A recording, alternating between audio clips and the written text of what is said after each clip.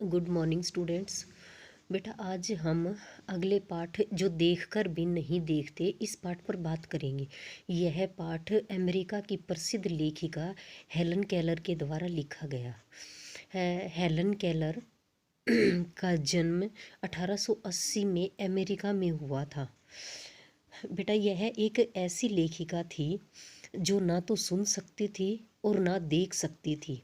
ऐसा कहा जाता है कि जब यह 1.5 वर्ष की थी तब इन बचपन में ही किसी गंभीर बीमारी की वजह से इनकी देखने और सुनने की शक्ति चली गई, लेकिन फिर भी इन्होंने हार नहीं मानी और यह बिना देखे ही उसने लिखना, पढ़ना और बोलना सीखा और अपने जीवन की आशाओं और आकांक्षाओं के साथ वह जीवन जीने लगी।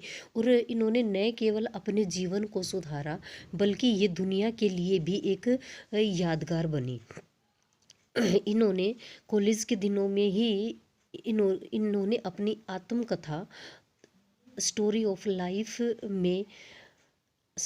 लाइफ लिखी, जिसमें उन्होंने एक कहा कि ये तो मुझे नहीं पता कि यह कैसे हुआ, मतलब मेरे साथ यह गंभीर बीमारी कैसे हुई यह मुझे याद नहीं है, लेकिन मुझे ऐसा लगता है कि एक रात है जो कभी ख़त्म नहीं होने वाली है और सुबह क्यों नहीं आती है। क्योंकि जिस व्यक्ति के पास आंखें होती हैं वह उसके महत्व को इतना नहीं समझता, जिसके पास आंखें नहीं होती वह आँखों की रोशनी और प्रकृति की सुंदरता को देखने से पीछे रह जाता है। इसके अलावा उन्होंने आत्मकथा के अलावा लगभग 10 पुस्तकें और सैकड़ों लेख भी लिखे। यह दुनिया भर में घूम घूम कर उनके जैसे लोगों को के अधिकारों और विश्व शांति के लिए काम करती रही। और हेलन केलर भारत भी आई थी। अब हम ये हेलन केलर के बारे में है। अब हम हेलन केलर के इस पाठ जो देखकर भी नहीं देखते इसके बारे में बात करेंगे। इस पाठ में लेखिका हम सभी जानते हैं कि वह अंधी है।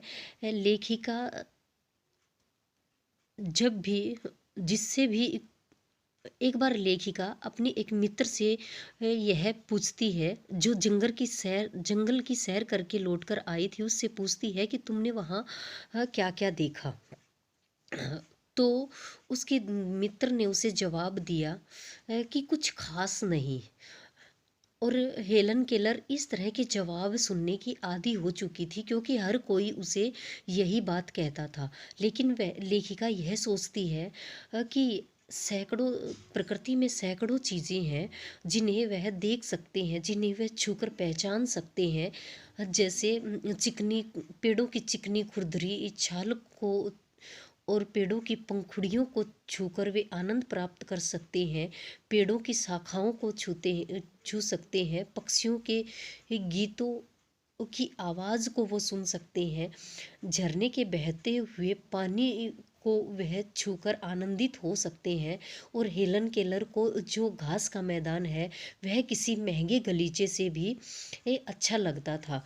इसके अलावा हेलन केलर यह भी इस पाठ में बताने का प्रयास करती है कि प्रकृति की इन सभी चीज़ों को छूने से इतना आनंद मिलता है तो उन्हें देखने से तो मन मुग्ध हो जाता होगा।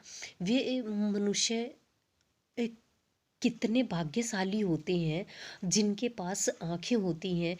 वे दुनिया के रंगों की संवेदना को महसूस कर सकते हैं, जिनके जो अपने पास होता है उसकी व्यक्ति को कदर करनी चाहिए। दृष्टि के इस ईश्वरीय उपहार को लोग अपने जीवन के इंद्रधनुषी रंगों से रंगीन कर सकते हैं। ये इस पाठ का सार था और इसी पाठ में हेलन केलर यही सब कुछ दिखाने का प्रयास करती है कि एक आदमी जिसके पास आँखें हैं वह अपनी आँखों से इतनी रंगीन दुनिया को और भी खूबसूरत बना सकता है।